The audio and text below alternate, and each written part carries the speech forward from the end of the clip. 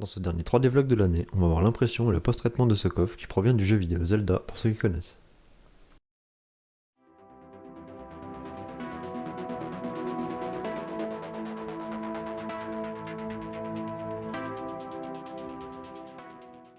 Salut à tous et bienvenue sur 3D Maker.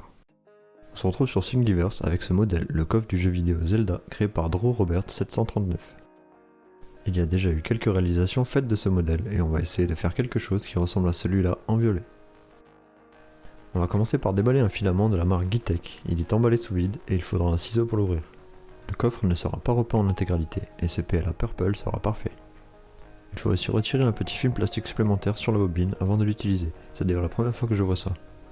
On se retrouve sur Cura avec les réglages un peu spéciaux que j'ai choisis pour ce modèle. J'ai voulu qu'il soit très solide et j'ai donc épaissi les parois à 4 lignes plutôt qu'à 3 d'origine, ce qui a grandement augmenté les temps d'impression. J'étais en bus de 0,4 mm et 0,2 pour la hauteur de couche. Remplissage 15% au motif cubique et 80 mm par seconde pour la vitesse d'impression. 210 degrés pour la buse et 70 pour le plateau. J'avais aussi activé les supports mais ne prenez pas mes réglages en compte car ils étaient vraiment trop durs à retirer. J'ai encore des points à améliorer là-dessus. J'avais aussi activé une grande bordure de 8 mm que j'ai d'ailleurs désactivé pour les prochaines pièces, ce qui causera un léger warping sur certaines. La pièce est correctement imprimée, il y a quelques petits artefacts sur la pièce et je me suis rendu compte que j'aurais pu améliorer ça au montage de la vidéo en modifiant le paramètre d'alignement de la jointure d'angle. Cette pièce aura nécessité 46 heures d'impression tout de même. On passe aux autres pièces et j'avais modifié les températures à 205 degrés pour la buse afin de réduire le stringing et 65 pour le plateau qui était largement suffisant. J'ai aussi fait l'erreur de retirer la bordure et vous verrez que certaines pièces sont légèrement warpées, ce qui m'a rajouté un travail de post-traitement par la suite. 16h45 pour cette pièce, qui est bien ressortie malgré un léger warping sur les coins et sur les cornes. 34 heures pour la deuxième pièce du couvercle, et là aussi, la pièce s'est légèrement décollée sur les bords. Ensuite, j'ai imprimé les poignées avec un motif gyroïde un peu plus solide. J'ai dû post-traiter tous ces petits défauts pendant un long moment en essayant de ne pas rayer la surface. Cette impression était réalisée dans mes débuts, mais je ne voulais pas la montrer avant de l'avoir fini. Donc voilà sur Cura, avec les réglages que j'ai utilisés pour imprimer les yeux en PETG transparent de la marque Kimia. 230 degrés pour la buse et 70 pour le plateau. Vitesse d'impression réduite à 40 mm par seconde, et surtout ne pas oublier de réduire la vitesse du ventilateur à 30%, sinon le PETG durcit trop rapidement. L'épaisseur du modèle ne met pas en valeur la transparence du filament, mais pour ce projet, cela suffira. Je vous mets rapidement les rushs vidéo que j'ai fait pour les retraits des supports.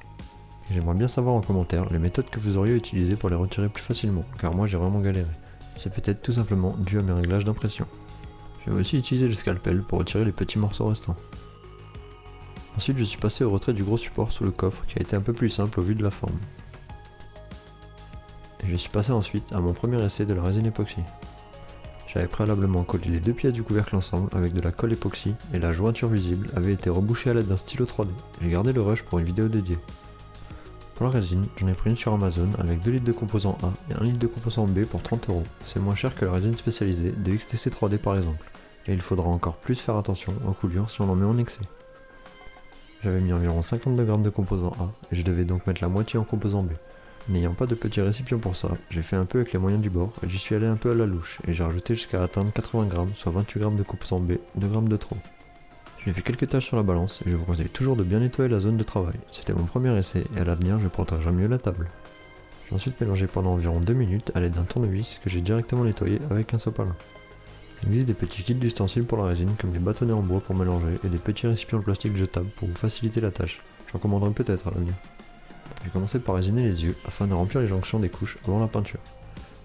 J'ai utilisé un petit pinceau pas cher que j'ai malheureusement jeté après cette tâche, car je n'avais pas de colle à nettoyer, le white spirit n'a eu aucun effet, et je n'avais pas d'acétone, je crois que c'est ce produit qui est utilisé d'habitude.